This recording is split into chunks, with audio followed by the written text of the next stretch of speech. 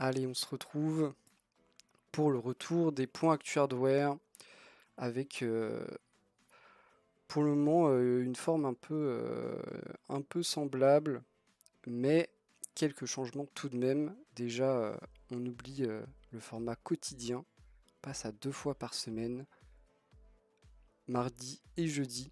L'intérêt premier, c'est d'avoir plus de contenu intéressant à traiter. Et aussi éviter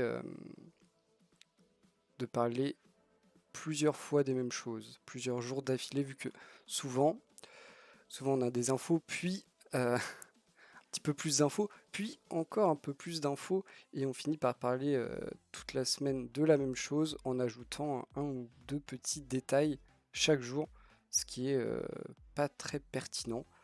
Euh, deuxième, le dernier point, c'est aussi, ça prend beaucoup de temps, et du coup, je m'y retrouve plus comme ça. Voilà, du coup, on va essayer comme ça et on verra comment ça se passe. On verra les retours et si on a du spectateur ou pas. Du coup, pour cette reprise tout en douceur, mais des trucs que j'ai trouvé intéressants et pertinents.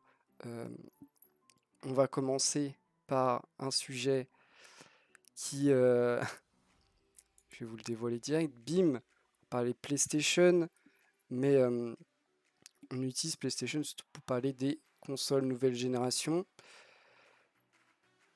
de, de volonté, de plans de jeu. D'un côté, on a Sony qui espère, souhaite vendre des consoles grâce à des exclusivités, des titres et des franchises phares qui réunissent les gens et qui sont assez puissantes pour donner envie à quelqu'un d'acheter une console juste pour un ou deux titres. C'est l'enjeu. Là où Microsoft, eux, ils sont là pour vendre du Game Pass, hein. Ils sont... Vrai, les consoles, oui, non, peut-être. Si ça se vend, tant mieux. Si ça se vend pas, tant pis. Si on a plus d'abonnements Game Pass, c'est gagné. Donc, pas les mêmes, pas les mêmes buts, pas les mêmes façons de faire, et bien sûr, pas le même genre d'annonce. Là où Microsoft annonce régulièrement des ajouts de jeux à son catalogue. Donc c'est régulier, c'est tous les mois. Et en plus de ça, ils ont racheté pas mal de studios, ce qui leur a permis de, en plus, avoir des gros coups pour étoffer leur catalogue avec des ajouts de nombreux jeux grâce au rachat de studios. Donc, eux, leur plan, il est assez simple. Il suffit d'avoir des jeux à rajouter chaque mois. Pour ça, il y a plein de façons. On peut développer des jeux. Ils ont des studios. On peut acheter des jeux, acheter des studios. On peut aussi payer des licences temporaires pour qu'ils soient ajoutés au Game Pass pour une durée limitée. Plein de façons, des façons, des choses qui se règlent souvent par l'argent. Microsoft est plutôt bien de ce côté-là, ils n'ont pas trop de problèmes à se faire. Sony, eux, pour vendre leur console, alors non pas qu'ils aient du mal à vendre leur console, hein, c'est pas le cas.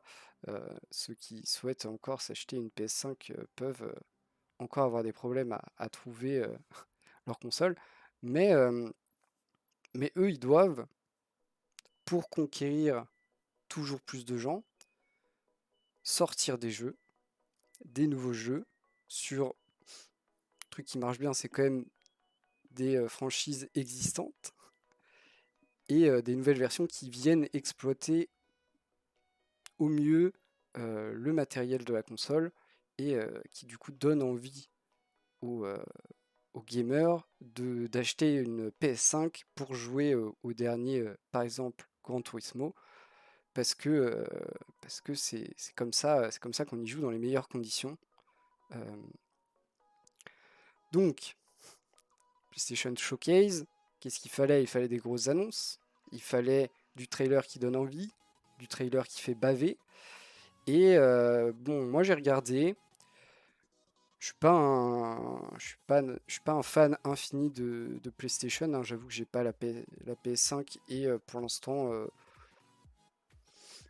l'instant déjà, en plus de ne pas avoir forcément les moyens, j'ai pas grand-chose qui me donne spécialement envie de l'acheter, hein. Il n'y a pas il y a pas un jeu qui me fait ultra envie et je me dis, faut absolument que j'y joue maintenant. Donc la PS5 m'intéresse pas plus que ça. Mais on a eu des images qui font envie, hein. On a eu du Gran Turismo 7, du God of War. Je trouve God of War, moi, c'est peut-être le jeu qui peut me faire basculer. On a vu un trailer un peu obscur sur un jeu Wolverine.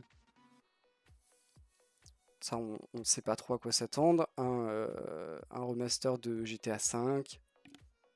Ça, oui, ok. Ça veut aussi dire que le prochain GTA, il est pas pour tout de suite. Donc ça, c'est un peu toujours un peu triste, hein, forcément. Euh, bon, Gran Turismo, en vrai, c'est une tuerie. Mais, euh, mais moi, je suis pas assez fan de simulation de voiture pour investir là-dessus. Mais il sera très bien. Après, est-ce que on en est au point où il est totalement au-dessus d'un Forza? Ça, je sais pas. Je vous laisse en juger. On n'est pas exactement sur la même chose. L'un est un peu plus arcade que l'autre. Euh, Ça reste quand même. Voilà. Après, il y a eu aussi du Spider-Man, mais pour dans longtemps. On remarque que God of War, c'est pareil, hein, c'est pour dans longtemps. Le problème, c'est aussi, je pense que là, on a eu du contenu. Le contenu était intéressant, était palpitant, mais les dates sont un peu longues. Les dates sont un peu longues et il n'y a pas non plus énormément de choses pour, pour se régaler d'ici à l'année prochaine. Et c'est peut-être un peu ce qui manque. En tout cas, moi personnellement, ça m'a pas mis dans l'urgence d'acheter une PS5, clairement pas. Il y a des trucs qui m'intéressent, notamment God of War, pour avoir joué au précédent et avoir vraiment adoré ce jeu, passé un super moment. Euh, c'est un des jeux qui peut me faire basculer sur l'achat d'une PS5. Euh, mais en réalité, c'est pas une ère de profusion dans le jeu vidéo à l'heure actuelle. Malgré l'arrivée de ces consoles nouvelle génération qui apportent un matériel bien plus performant et qui permet, dans la théorie, de faire quelque chose, de faire une expérience de jeu encore plus intéressante, encore plus réaliste, encore plus fluide, encore plus appréciable pour le joueur. On peine un peu à sortir des titres qui viennent exploiter tout ce potentiel. Et en vrai, je parle des consoles, mais on peut aussi parler des PC, même si le PC est toujours un peu en avance et dispose de matériel plus performant. Euh, voilà, je trouve on n'est pas, on a connu des moments plus riches en sortie de jeux, en sortie de gros titres et en sortie de jeux attendus. Et je trouve qu'on est un peu dans une période où on attend des jeux, mais on sait pas trop quoi attendre. On attend, on espère, mais, euh, mais on sait pas trop. On est un peu dans le doute et dans le flou pour l'instant. Donc clairement, moi ça m'a pas convaincu. Après, moi je suis quelqu'un de dur à convaincre, hein, là du coup. Euh, Peut-être que certains ont été convaincus, notamment par Gran Turismo, hein, ça je peux comprendre. C'est voilà, c'est des titres un peu à part. Après, dans le reste des jeux, je sais pas, hein, je suis pas méga hypé. Spider-Man, mais dans longtemps, quoi. Ça, moi, j'attends un nouveau Spider-Man, mais un vrai nouveau Spider-Man, pas comme Miles Morales, où voilà, c'est un peu un refresh. refresh léger et pas un vrai nouveau jeu. Euh, donc sinon, il y a le remake de Uncharted, mais pareil, on est sur non, du remaster en plus. Je dis des bêtises, du remaster. God of War, hein, clairement. Et Wolverine, pourquoi pas, mais faudra en voir un peu plus. Sinon, en termes d'événements, c'était bien fait, du trailer à l'infini, ce qu'il fallait. Ce qu'il fallait pour un gamer, des images, du rythme, qu'on s'ennuie pas et qu'on passe pas notre temps à écouter des gens blablater sur leur jeu. Il fallait quelque chose qui parle à tout le monde et que tout le monde puisse regarder. Et du coup, ça passe par beaucoup d'images, de l'ambiance et pas trop de blabla. Donc là-dessus, c'était cool.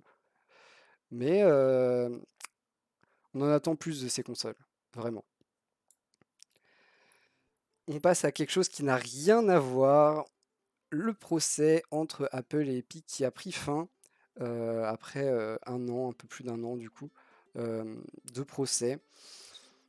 Bon, beaucoup de temps pour régler plusieurs problèmes, notamment l'histoire de la commission euh, sur les achats in-app et aussi les histoires de monopole, surtout à ça que voulait en arriver Epic, faire dire à la justice américaine que Apple est en situation de monopole sur son écosystème, ce qui est quelque chose de compliqué parce que c'est son écosystème, donc est-ce qu'on peut vraiment être en monopole sur son propre écosystème ou est-ce qu'on ne l'est pas par définition? Tout ça est quand même assez complexe. En tout cas, la justice américaine a tranché et voilà, et c'est son rôle.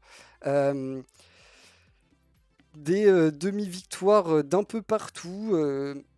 Dans un premier temps, on pourrait penser que Epic est le grand vainqueur de cette histoire, vu qu'une des décisions de la justice américaine est de débloquer les histoires de paiement in-app à l'heure actuelle sur iPhone, donc sur l'écosystème iOS.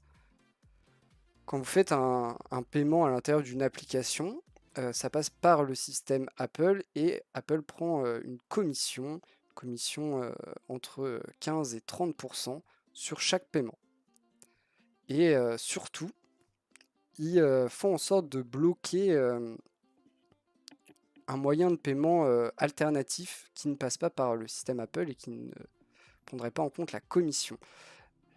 Donc ça a été invalidé par la justice américaine. Apple n'a pas le droit de faire ça et doit accepter et dire aux utilisateurs qu'ils ont le droit de mettre en place un système de paiement alternatif qui ne passe pas par le système Apple et qui du coup ignore la commission d'Apple comme peut le faire certains géants qui ont compris bien avant l'heure comment ça fonctionnait, du genre Netflix, qui eux ont mis un moyen de s'abonner sur leur site internet et qui ont ensuite mis une application gratuite sur laquelle on peut se connecter seulement si on a un compte abonné via leur site internet. Donc, bim, on ignore la commission.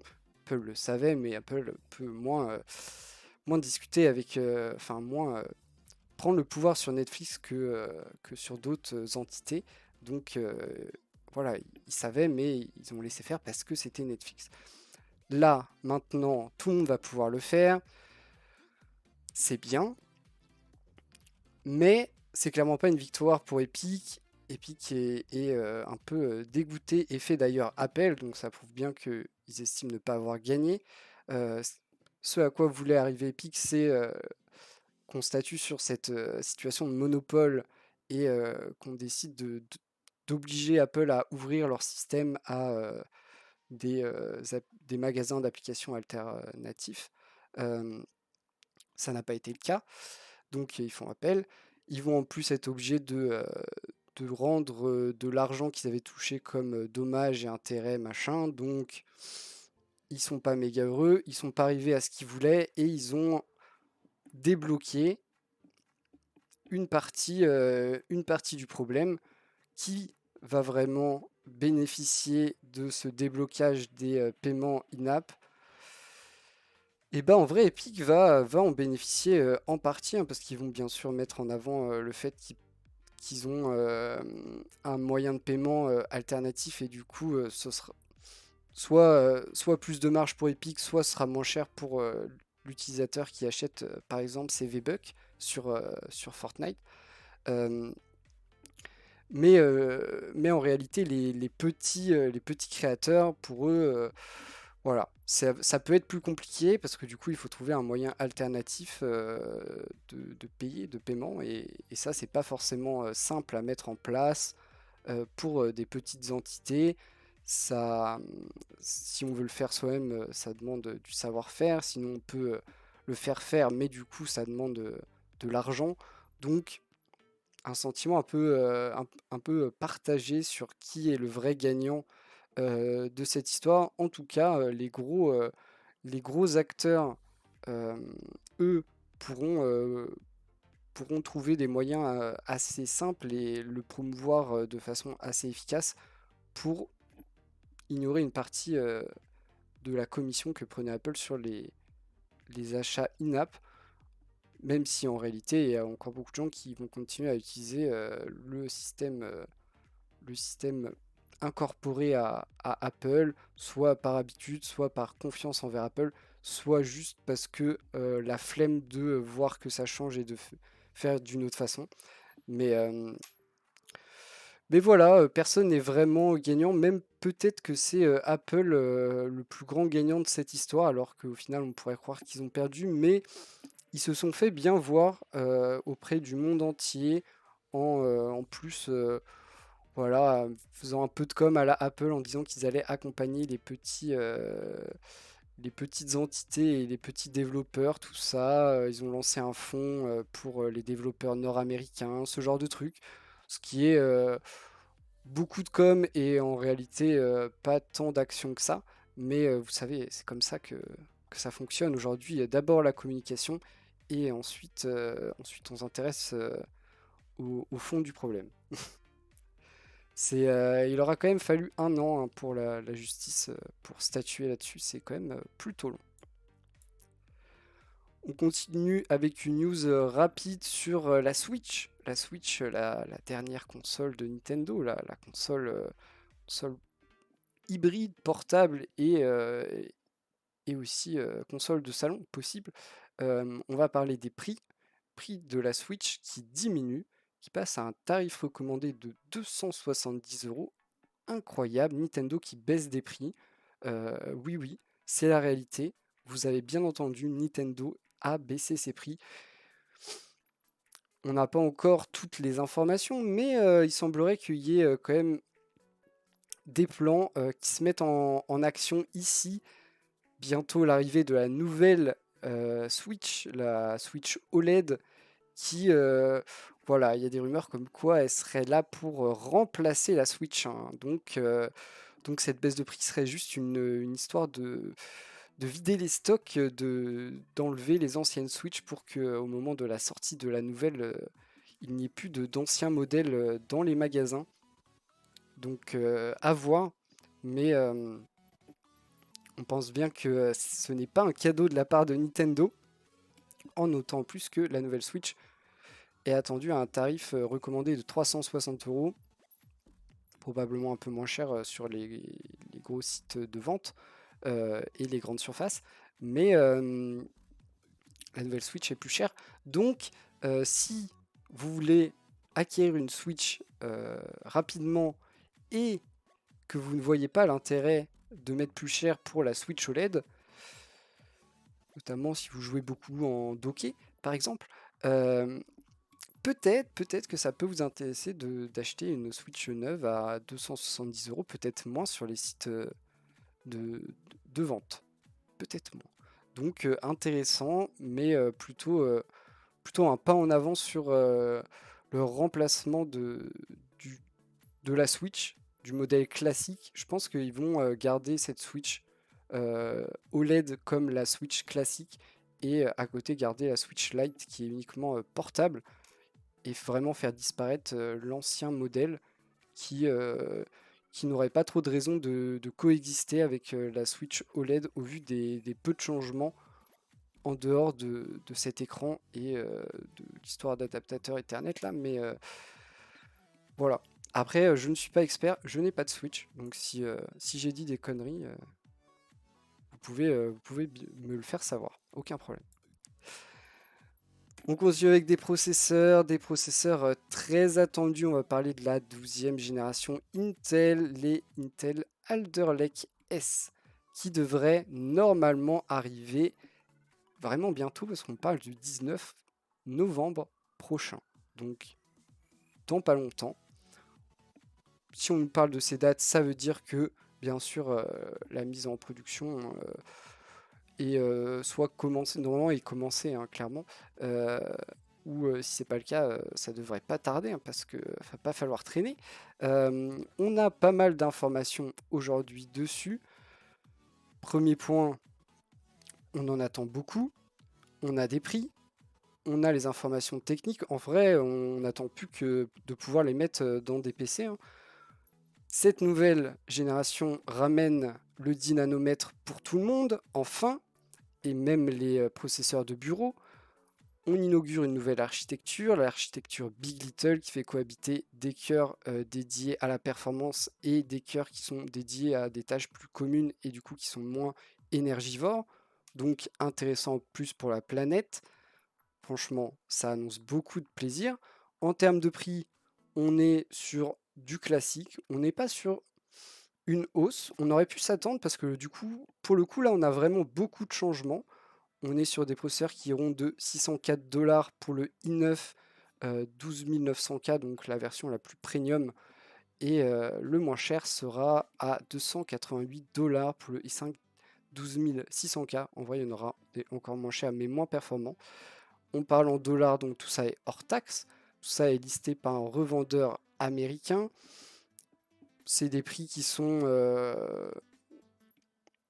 plausibles, en tout cas, qui paraissent assez normales. Qu'est-ce qu'apportent ces nouveaux processeurs?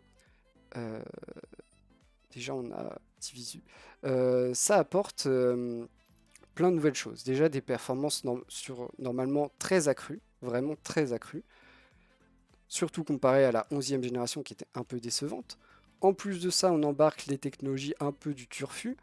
On a la prise en charge de la DDR5 et aussi de la DDR4. On n'oublie pas qu'on reste sur une période de transition. On a aussi la prise en charge du PCI Express 5.0, donc toujours plus de débit pour toujours plus d'informations et toujours plus de puissance de calcul.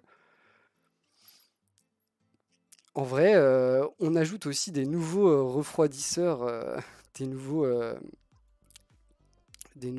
ventirades. Ça, on va voir, hein, ce que ça donne, mais visiblement, ça a été un peu revu, tout ça, avec un peu de lumière, histoire de montrer la nouveauté.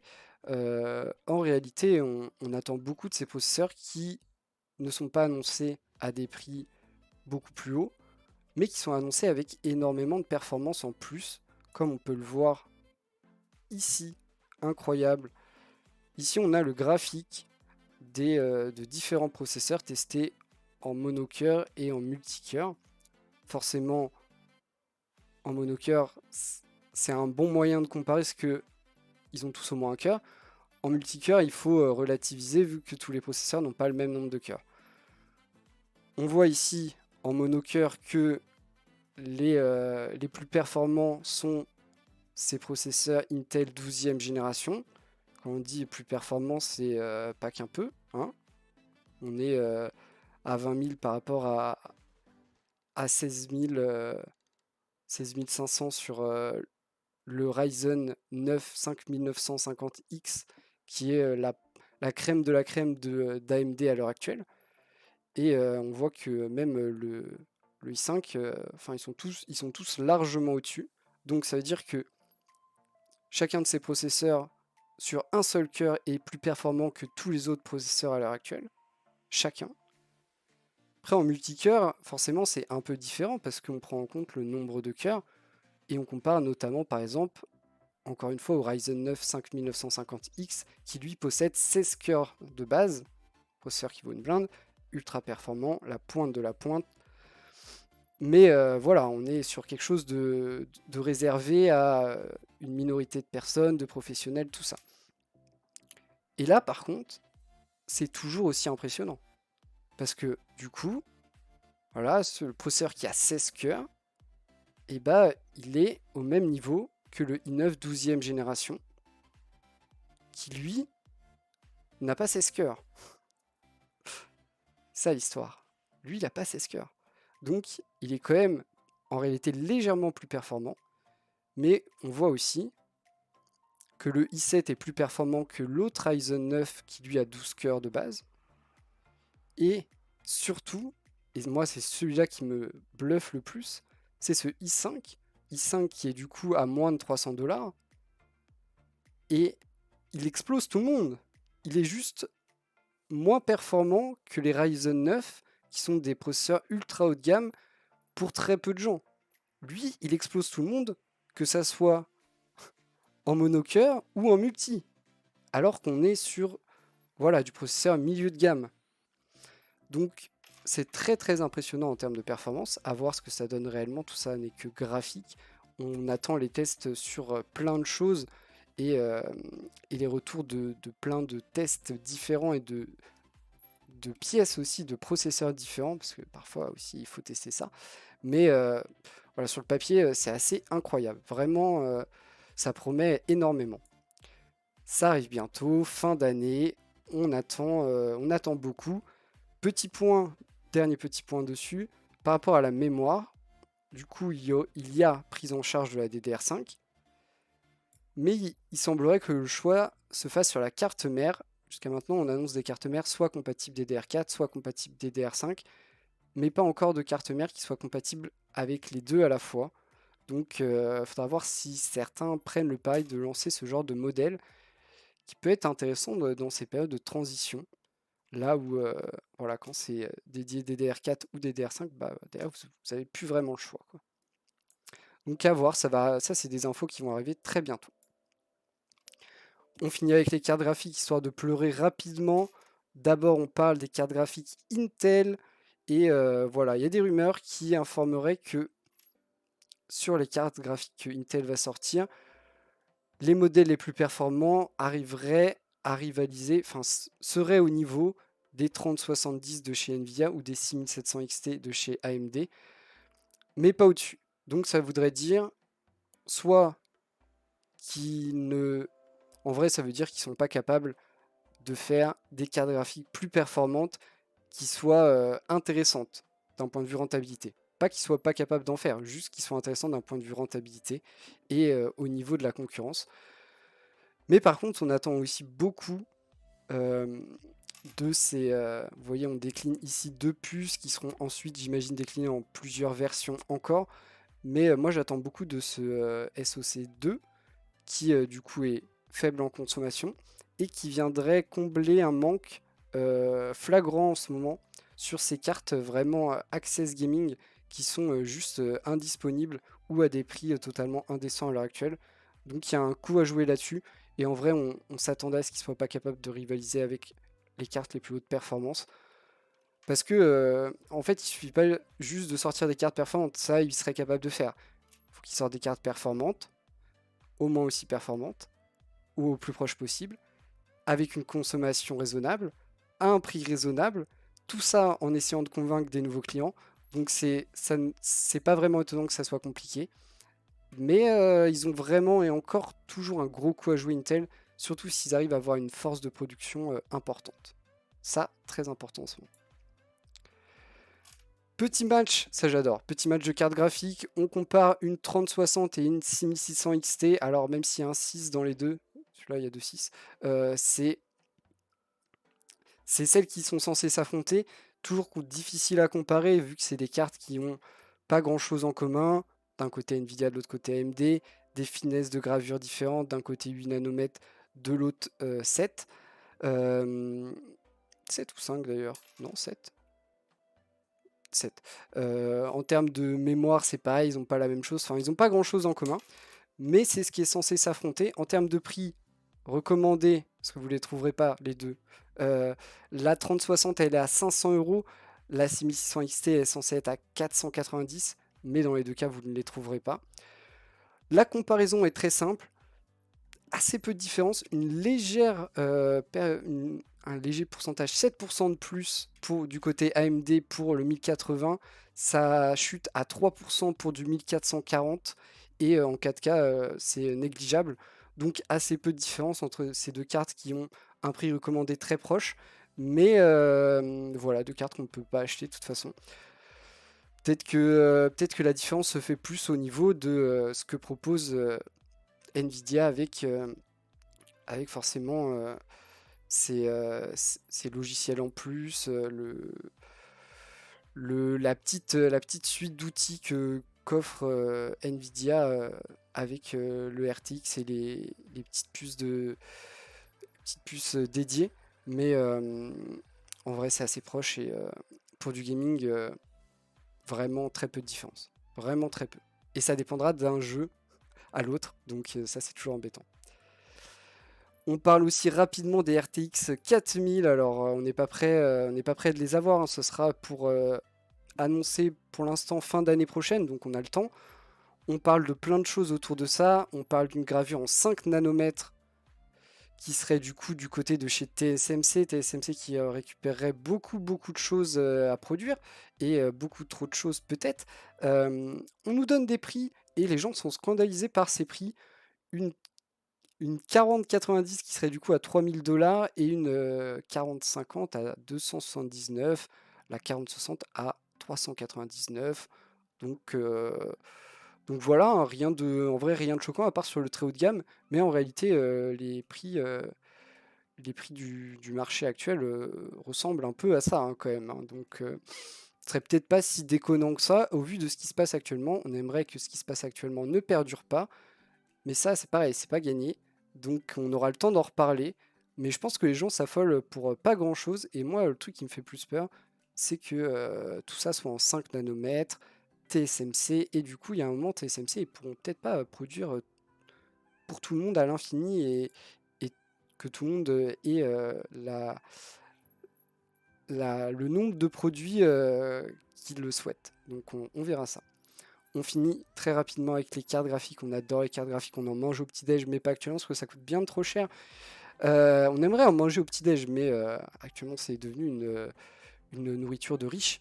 On voit ici la carte pour faire du gaming. J'ai choisi que des cartes pour faire du gaming. Attention, la moins chère, elle est à 500 €, c'est une 2060. Ça fait extrêmement mal de voir une carte qui est loin d'être dernière génération à ce prix-là, qui est plus cher que le prix annoncé de la 3060. Donc voilà, hein, vous pouvez pleurer, et ensuite on passe directement au-dessus des 700 € avec une 6700 XT, 3060 Ti à 760. Et pour les cartes les plus chères, vous êtes juste pas prêt, on descend.